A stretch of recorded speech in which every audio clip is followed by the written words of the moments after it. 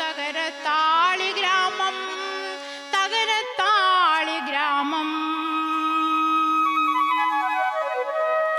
തകരത്താളി ഗ്രാമത്തിലെ പുതിയമ്പലത്തിൽ വെച്ച് വാസുവിന്റെ വലങ്കൈ പിടിച്ച് കതിർമണ്ഡപം വലം വെക്കുമ്പോൾ ഒരു സാമ്രാജ്യം പിടിച്ചടക്കിയ സന്തോഷമായിരുന്നു കാർത്യായനിയുടെ മനസ്സിൽ. 1000 പൂത്തിരികൾ കത്തിച്ച പ്രകാശമായിരുന്നു കാർത്യായനിയുടെ കണ്ണുകളിൽ.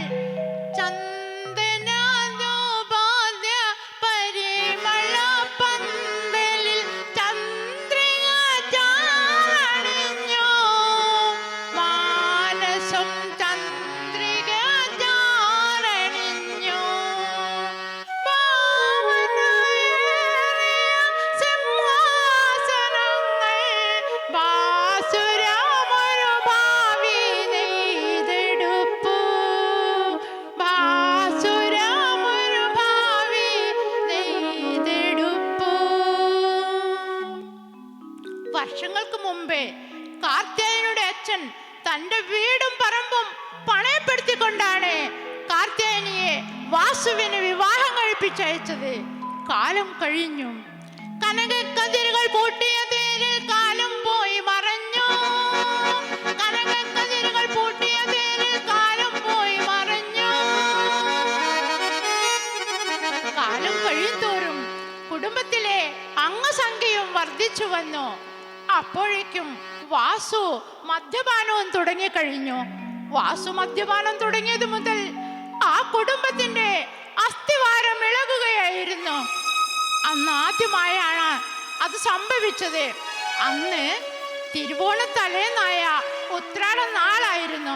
കാർത്യായനിയുടെ മക്കൾ തങ്ങളുടെ വീട്ടുമുറ്റത്ത് അതിമനോഹരമായ പൂക്കളം തീർത്തു.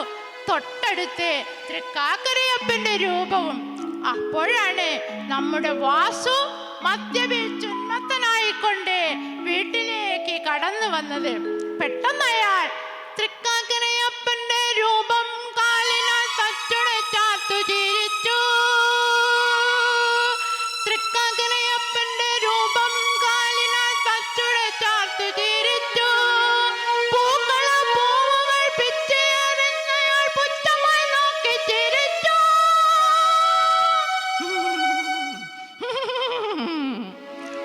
വാസുവിന്റെ ഈ മനം മാറ്റം കണ്ട് കാർത്യായനി പൊട്ടിക്കരഞ്ഞു. എന്നാൽ ഇതിലും ക്രൂരമായ അവസ്ഥകൾ പിന്നീട് നിത്യപതിവായി മാറി. ഒരു ദിവസം വാസു കാർത്യായനിയുടെ തലമുടി ചുരുട്ടി പിടിച്ചുകൊണ്ട് ചോദിച്ചു, എനിക്ക് തരാനുള്ള ശ്രീധനം കൊണ്ടുവാഴി, എനിക്ക് തരാനുള്ള ശ്രീധനം കൊണ്ടുവാഴി.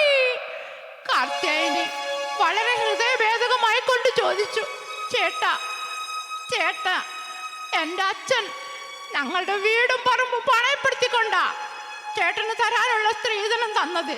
ഇനിയും അദ്ദേഹത്തെ ഭയപ്പെടുത്തുന്നത് ശരിയാണോ? ചേട്ടൻ ഒട്ടും മനസാക്ഷിയില്ലേ? ചേട്ടാ, നമ്മുടെ മക്കൾ മുതിർന്നു വരുന്നു. അവർക്ക് ഭക്ഷണം വേണം, അവർക്ക് വസ്ത്രം വേണം, അവർക്ക് വിദ്യാഭ്യാസം വേണം, അവർക്ക് രോഗം വന്നാൽ ചികിത്സിക്കണം. ഇതിനെല്ലാം പണം വേണം, ഇതിനെല്ലാം പണം വേണം. നമ്മുടെ കയ്യിൽ ഒരു 10 രൂപ തികച്ചെടുക്കാനുണ്ടോ ചേട്ടാ? ഇത് കേട്ട വാസു കാർത്യായനിയുടെ വയറ്റ് താഴെ ചവിട്ടി.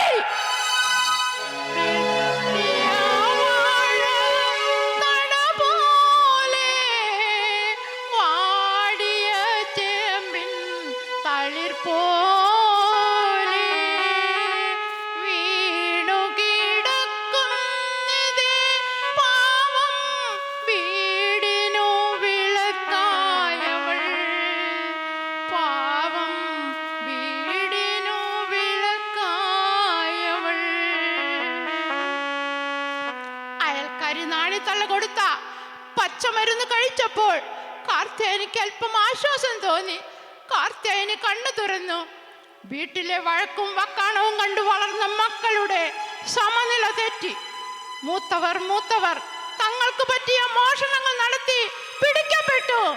ചായക്കടക്കാരൻ ചാത്തുണ്ണി ചേട്ടന്റെ ചായക്കടയിൽ നിന്നൊരു നാൾ ചായക്കട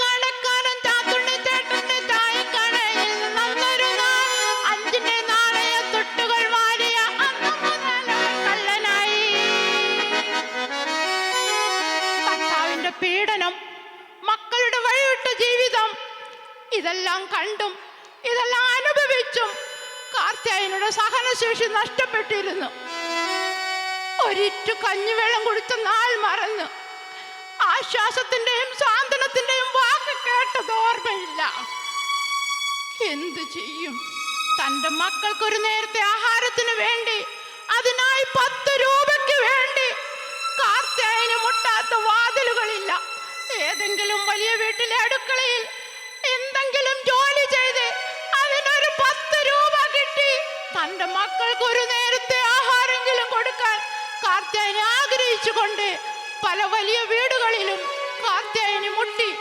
പക്ഷേ രക്തം ചുമച്ചു തുപ്പുന്ന കാർത്യായനിയുടെ മുമ്പിൽ ആരും വാതിൽ തുറന്നില്ല. എല്ലാ വാതിലുകളും കൊട്ടിയടക്കപ്പെട്ടു. നിരാശയോടെ സ്വന്തം വീട്ടിലേക്ക് വന്ന കാർത്യായനിയുടെ മുമ്പിൽ മക്കളുടെ ദീനരോധനം കേൾക്കുകയാണ്. അമ്മേ, അമ്മേ, അമ്മേ, ഞങ്ങൾക്ക് വിശക്കുന്നു, ഞങ്ങൾക്ക് വിശക്കുന്നു, ഞങ്ങൾക്ക് വിശക്കുന്നു. കാർത്യായനി എന്തോ ഓർത്തുകൊണ്ട് അവളുടെ കഴുത്തിലേക്കൊന്ന് അവൾ കൈവച്ചു. തന്റെ ജീവിത പങ്കാളി വർഷങ്ങൾക്ക് മുമ്പേ വിവാഹത്തിന് തന്റെ കഴുത്തിൽ കർത്തിയ ആ പൊന്മണിത്താലി, പക്ഷേ ഇന്നത് വെറും ഒരു കറുത്ത ചരടിൽ അവശേഷിച്ചിരിക്കുകയാണ്. എന്തോ ഓർത്തുകൊണ്ട് കാർത്യായനി ആ കറുത്ത ചരടിൽ നിന്നും ആ പൊൻതാലി ഊരിയെടുത്തു. അതുമായി പുറത്തോട്ട് പോയി. തിരിച്ചു വരുന്ന കാർത്യായനിയുടെ കയ്യിൽ അരിയും സാധനങ്ങളും ഉണ്ടായിരുന്നു. അന്ന് രാത്രി എല്ലാവരും വയറു നിറയെ ആഹാരം കഴിച്ചു സുഖമായി ഉറങ്ങി. പക്ഷേ കാർത്യായനിക്ക് മാത്രം ഉറക്കം വന്നില്ല.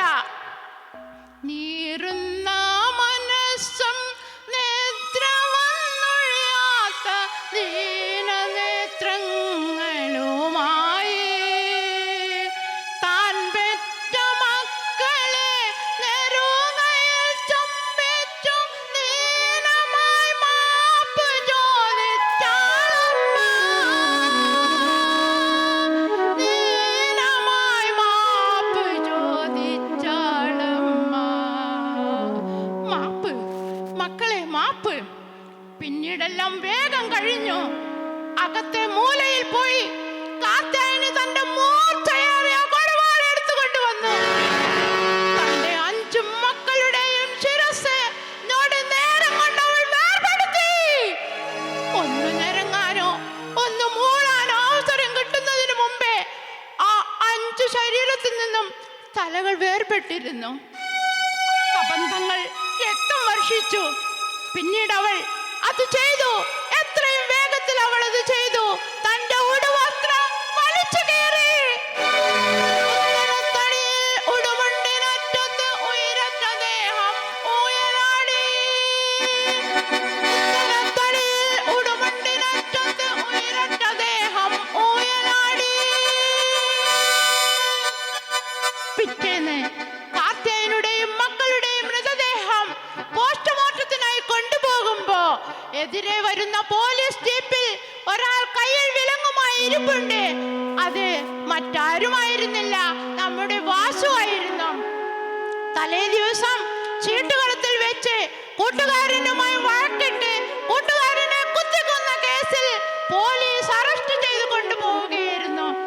പ്രിയമുള്ളവരെ, എന്താ എന്താ ഇതിന്റെ പിന്നിലുള്ള ദുരൂഹത? ഇതിന് പിന്നിലുള്ള ദുരൂഹതകൾ എന്താ? മദ്യവും സ്ത്രീധനവും. മദ്യവും സ്ത്രീധനവും എന്ന് നമ്മുടെ ഇടയിൽ നിന്ന് നീക്കപ്പെടുന്നുവോ, അന്ന് നമ്മുടെ ഇടയിലുള്ള കാർത്യായനിമാരും വാസുമാരും ഓടിയൊളിക്കും. അതിനൊരേ ഒരു മാർഗം. ഇനി വരുന്നൊരു തലമുറയ്ക്ക് ഇവിടെ സ്ത്രീധനം വേണ്ടെന്നേ. ഇനി വരുന്നൊരു തലമുറയ്ക്ക് ഇവിടെ മദ്യം വേണ്ടെന്നേ. ഇനി വരുന്നൊരു തലമുറയ്ക്ക് ഇവിടെ സ്ത്രീധനം വേണ്ടെന്നേ. ഇനി വരുന്നൊരു തലമുറയ്ക്ക് ഇവിടെ മദ്യം